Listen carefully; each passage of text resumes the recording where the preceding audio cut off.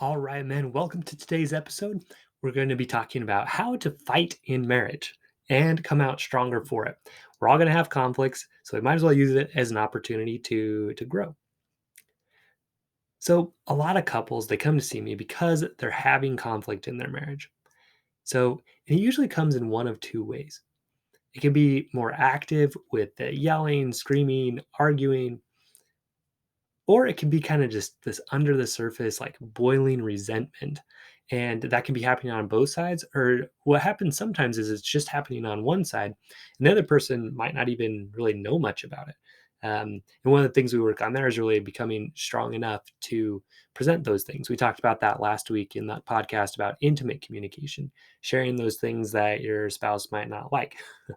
But either way, when people are in these positions, they just can't seem to get past these certain stuck points, right? Just can't seem to make it work. Keep running into that same problem over and over.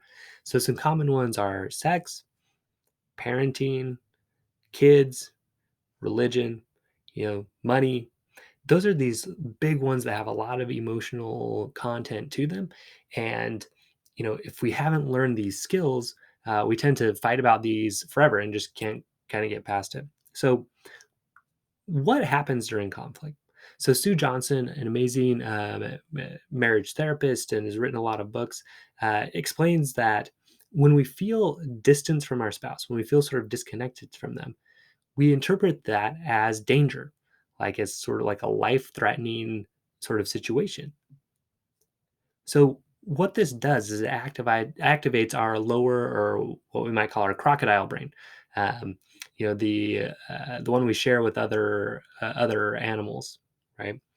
So sometimes we call this the fight or flight brain, or again like that crocodile or lower brain. So this happens, right? We feel distant from our spouse, and it activates that lower brain, right? And we go into this fight or flight mode. And most of us were wired one way or the other, either more fight or more flight. So if we're more wired towards that fight mode, our main goal is to try to bring our spouse closer to us, right? We feel that distance. We want them closer. We kind of want to go out and grab them, right? Bring them back. So I'm wired more this way. I tend to, if I feel distant, I try to bring stuff up. Hey, what's going on? I try to do things to bring my wife closer. If we're wired more for flight mode, we're trying to avoid rejection by our spouse. So, if we hear a criticism, we tend to pull away. We tend to not really say anything, or we physically leave the situation. Right? We're just not wanting to hear anything kind of negative about us, because again, we feel that as danger, and we're wired more towards that. Hey, let me pull away here. So my wife's kind of wired more that way.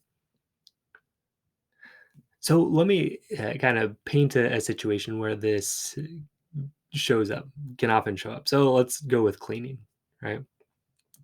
So let's say the husband, so this happened in our marriage.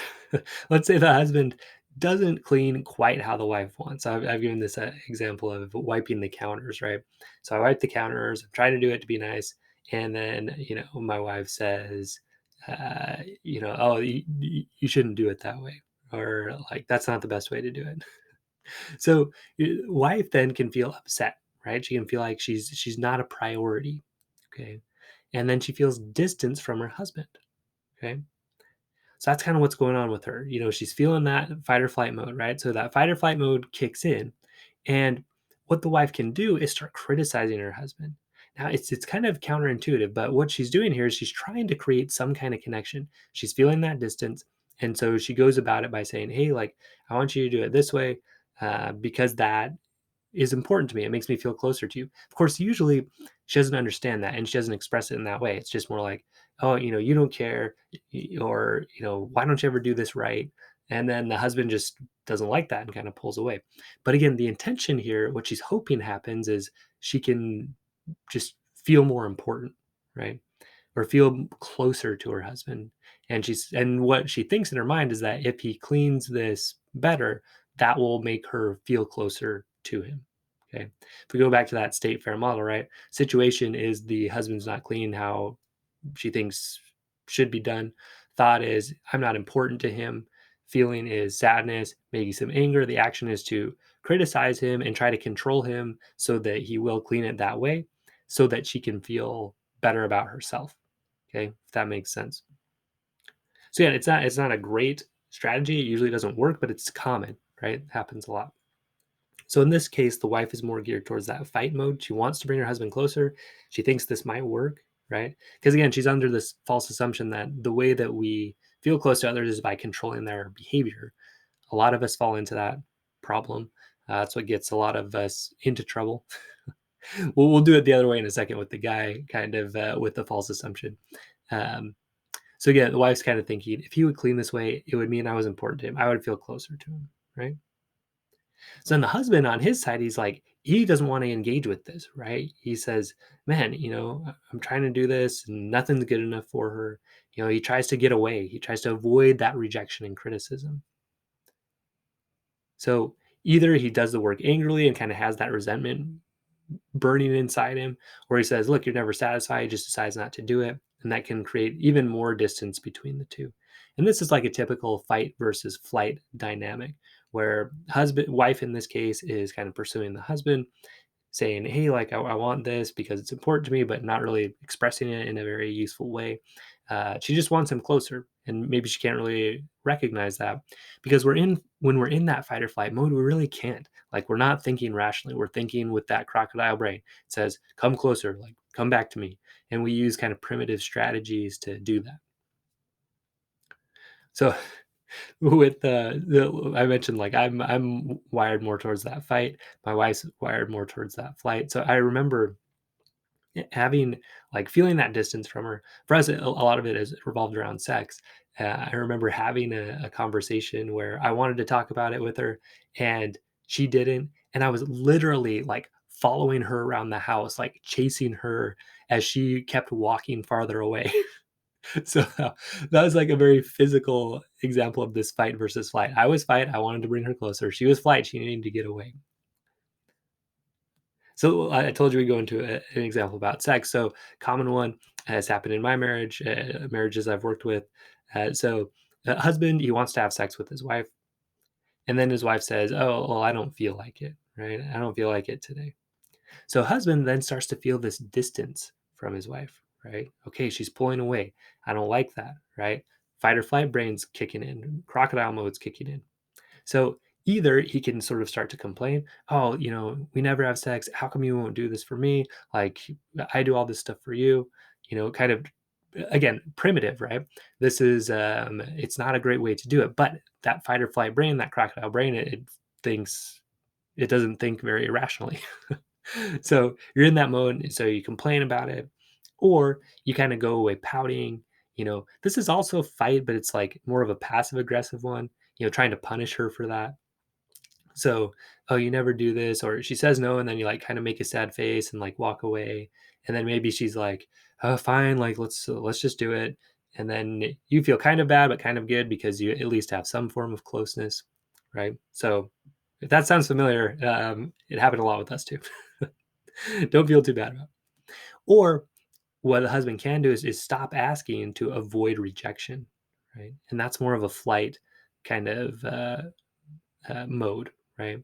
I don't want to have that rejection so much, so I'm just going to stop asking, and then sex can really dry up, um, especially if the wife kind of isn't super into it for whatever reason, whether that's trauma or just doesn't have as high of a sex drive, and then the husband is just there, kind of hating it, and the wife is kind of like, well, I guess he's okay with it because he's not asking anymore.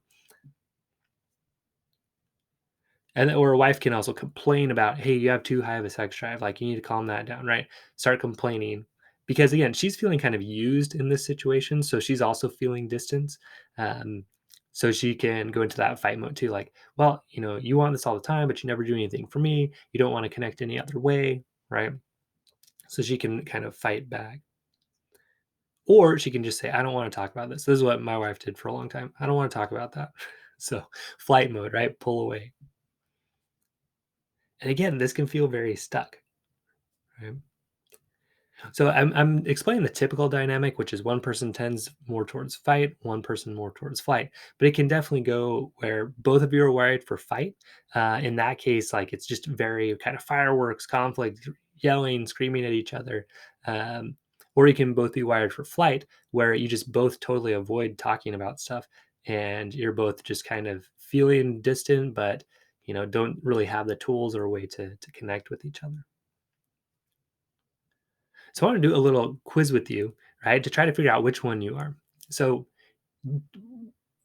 tell me which one sounds more like you. All right.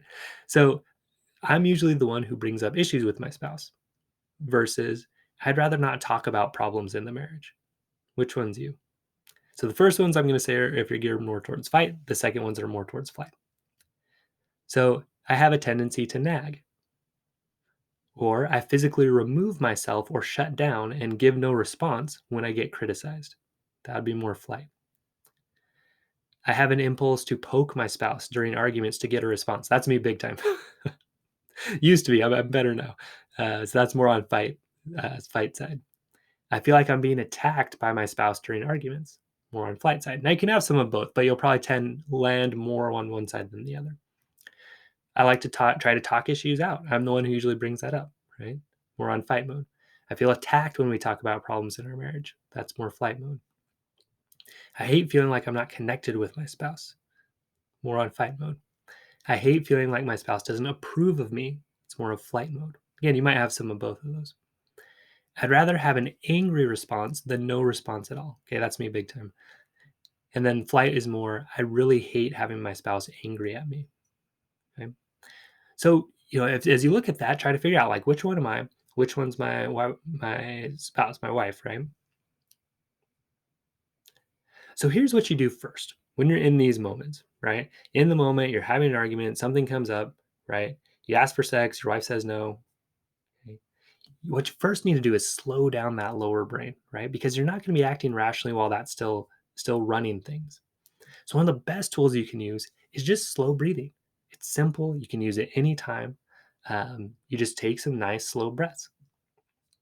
This activates your parasympathetic nervous system, which is the rest and digest, or kind of the counterbalance to the fight or flight response. So it literally activates that. It activates your vagus nerve, which calms down your body. So now the trick is, and I learned this from one of my mentors um, in the PTSD fellowship, Carrie Wongan. She says it's more about actually breathing, like exhaling longer. Okay. So the way you do this is you go in and then out for as long as you can.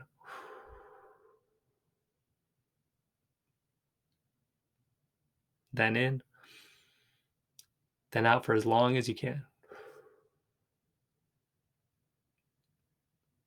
Okay. Just like that. Take like 5 breaths, 10 breaths. You're going to be feeling much more calm, being able to approach things in a much more uh, calm manner with your thinking brain engaged more. If that's not working, right? You're doing those slow breaths, it's just not working. You still feel flooded, you still feel angry, you still feel, your heart beating fast and, hot and all of that. Yeah, sometimes you need to leave the situation. That's fine, right? Go for a walk, do some exercise, right? That can help burn off some of those fight or flight chemicals.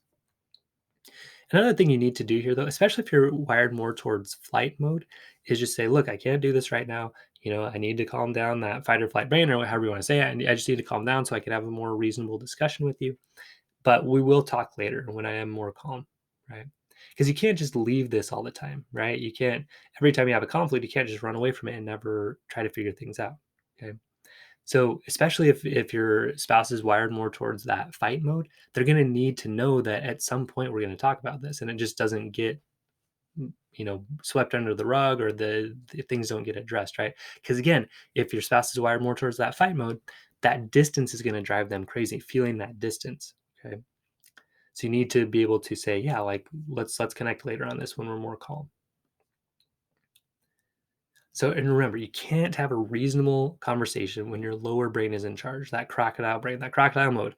Okay, crocodile, is it going to be able to, have a conversation with you about like your needs or wants, or like how to parent your kids better, or how to do religion better? No, right? Crocodile can't do that. It wants to eat stuff, wants to have sex, wants to sleep, right? That's what your crocodile brain's trying to do. It's not able to have these kind of deeper discussions, right? Another word for this is emotional flooding, right? You feel this flooding sensation, and you want to pay attention to how does that feel in your body. For me, it's like a red, it's a hot kind of comes from my core, goes out towards my arms. So when you can recognize that, you can know, okay, like, hey, I need to pull away for a little bit. So now, how do you actually have this conversation? So Crucial Conversations, great book. Uh, One of the things it says is just to remind yourself of the outcome that you want. Right? If we go back to the state fair model, what's the result that you want? Just reminding yourself of that over and over as you talk. What's the goal? Right? Stephen Covey says, you want to think win-win. You want to go in with the understanding, hey, we're going to agree on something that's better than either one of us could have thought of on our own. Right? If we can agree to that, that's a beautiful thing. Think win-win, right?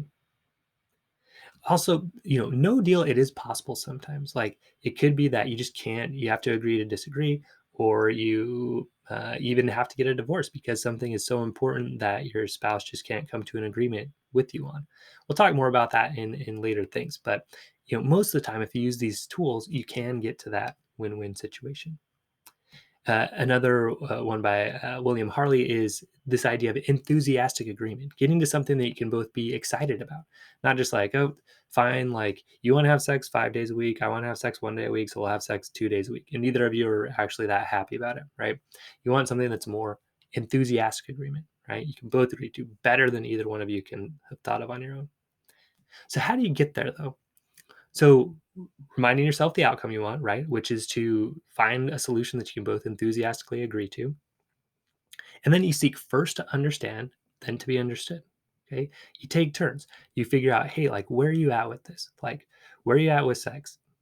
How important is it to you? Why is it hard? What makes it difficult? And you really just get to where you understand where your wife's at with it. Okay. And then you say, okay, well, here's why I'm at. Here's why that's important to me. Right. Here's how I want sex to be between us. A way to connect. And then you find that higher way. Think of it like a pyramid. So there's your position, there's your wife's position, and then like up on top of that is a higher way, a better way that incorporates both of your ideas, right? So some people think, well, just find something that's in the middle. No, it's finding something that's up higher. Okay. So coming back to cleaning, finding a system that works for both of you, right? Saying, okay, like I'm happy to do these kind of jobs, but I really don't want to do these other kind of jobs. So if you want it done that way, like you should probably do those ones. Or maybe you can say, okay, like I'm willing to do that for you. Like I'm willing to clean in this way because I know that's important to you, right? For sex, right? A big one that's been helpful for me and to share with other couples is this idea of connecting another way.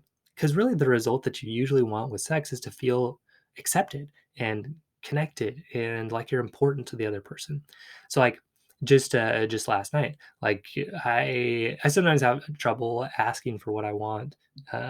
In my marriage, and so I can feel like I'm being taken advantage of sometimes, and that sort of thing. My brain likes to go there. It's gone there lots of times, so I'm used to that. But I'm getting better at breaking out of that. And so last night, like I was feeling that, oh, I'm doing everything, I'm not getting much back.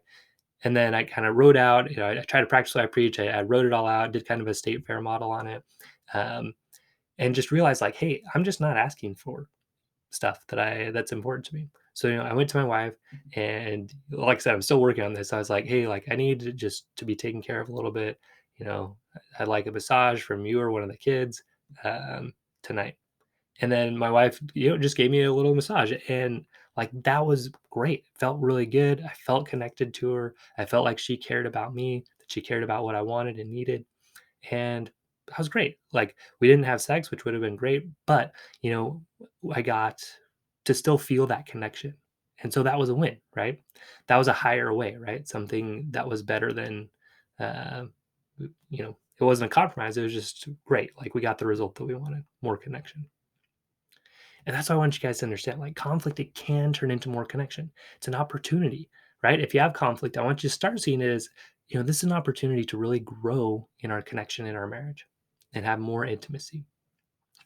All right. So to summarize, when you feel your partner pulling away from you, it's normal to have that lower brain activated, go into that fight or flight mode. Okay. And when you're in that state, it's difficult and basically impossible to have any kind of reasonable conversation and, get to a good spot. So in the moment, you really need to calm down that crocodile brain. You can do slow breathing. You can leave if you need to, for sure. Get out of there if you can't have that reasonable conversation. Uh, and, do promise to come back and do it later. So then when you're in that moment and you're having that conversation, your lower brain's going to want to kick in. You're going to get kind of activated, but just in your mind, just remember, like, what is my purpose? What do I want here? What's the result I want?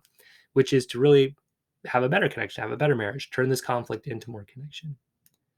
So the way that you do that is you seek first to understand. You let someone talk until they really feel understood. The way you know you've got it is if you're, let's say, your wife goes first and you say, okay, so you feel like, you know, you want me to clean this way because it makes you feel like you're important to me.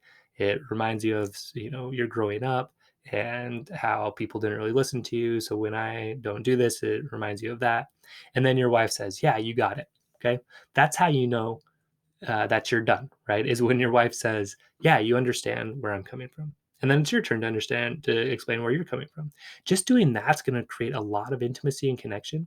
And when you do that at that level, you can get to that higher level. You really can. Okay.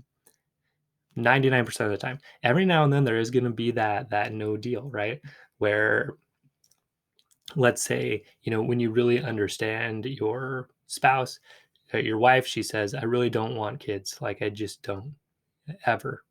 And you on your side, you're like, well, I really do want kids, and that's 100% important to me. That may be a no deal situation, right? You may have to get divorced at that point, or you may have to decide, like, hey, well, being with her is more important. Okay, we'll get more into that in other areas. That's what's a little bit scary about this. But again, most of the time, guys, you can work it out just by following these principles. Conflict, it really can turn into more connection, more intimacy, more knowing each other and being known. All right, guys, stay strong, men, and we'll see you next episode.